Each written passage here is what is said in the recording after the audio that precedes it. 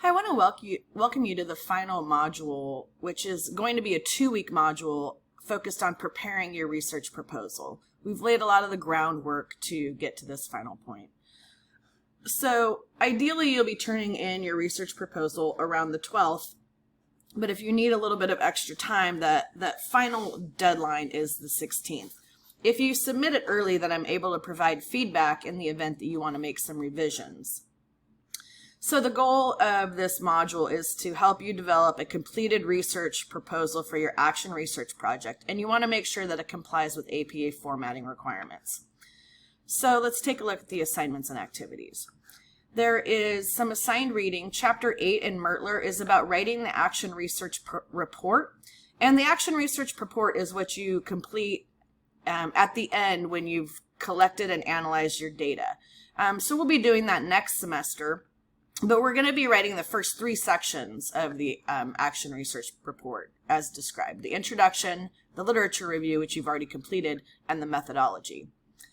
One thing to notice is on page 237, there's a section on verb tense. And I want you to note that since this is a proposal, you're going to write it in future tense. But when you complete the full project and do the report, then you'll be writing in past tense. We're writing in future tense because we haven't yet completed the research. We're just proposing it.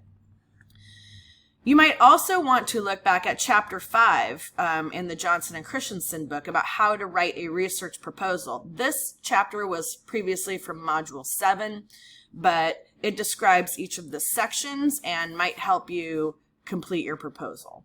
And the other thing is to take a look at and read sample papers 1 and 2. That will help give you an idea of what your paper should look like, what the language should sound like, how it should be written, and give you a guide to go from. After that, there's a description of the parts of the research proposal here, and you can click on the research proposal assignment, which describes all the components. I also review that in this brief video, which you can take a look at.